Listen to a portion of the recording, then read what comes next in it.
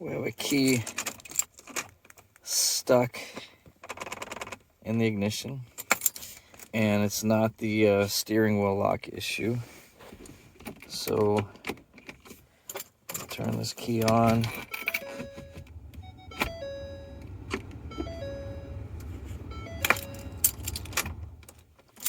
There we go.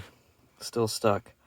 So we are going to go take a look at the selector and the park switch. So first thing we'll do is use our trim tool to take the bezel off the selector here.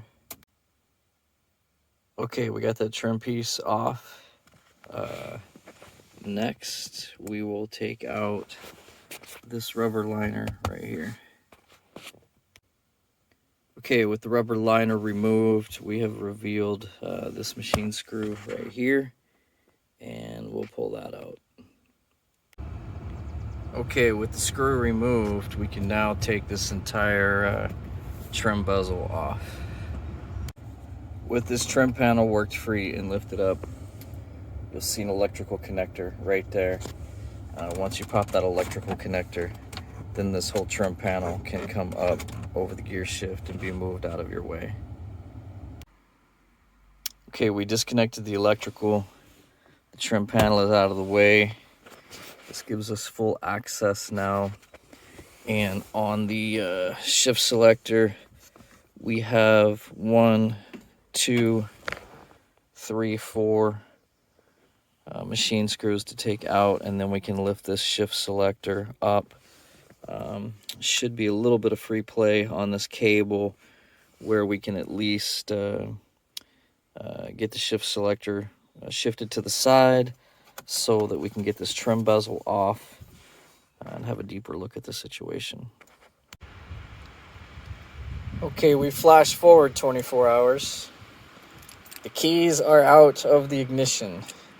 So we got the shift selector out, and we were suspicious that a micro switch right here might be bad, and we were going to test for that micro switch.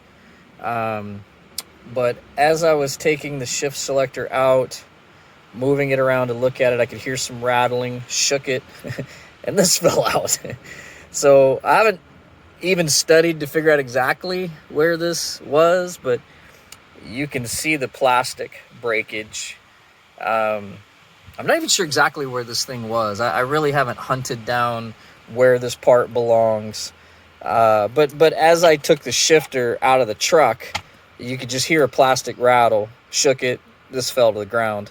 So obviously this needed to be in there doing something.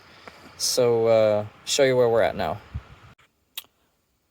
So now we are all mounted up with a fresh shift selector. Had to pay full retail to get this thing in a hurry, so a $260 part, but that's what I had to do to get it quick. You can buy these things used, $110, $120, if you can wait a few days to a week for shipping. You can get a brand new one in the $150, $160 range. Again, you got to be prepared to wait several days. I just couldn't wait, right? Because you can't lock the vehicle if the key's stuck in it, and I just couldn't take the vehicle anywhere, I didn't feel like. So I did go ahead and pay full retail to get a part in a hurry. So you move this transmission cable over, which is pretty simple. You just push a tab out here with a small screwdriver would work, whatever. I used a pick. You push that out, and when you're pushing that out, this whole plastic fitting will pull up, which will release the cable from the body. And then there's just a hoop in there. I don't know if I can get it on camera. Right there. And where it sits on that pin, basically I just remove that with a small pry bar, pop that right off. So you just pop this cable off of the old selector and move the cable over to the new selector, and then this thing hooks into the car with just this one connector.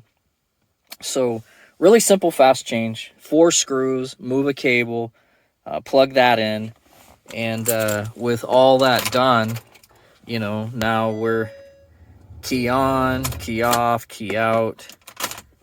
You know, everything's copacetic now. We are fixed. So took 24 hours to get the part shipped in. Special order part. Nobody had it in stock. Got it overnighted by a Ford dealer. So 24 hours, $260. We're back on the road.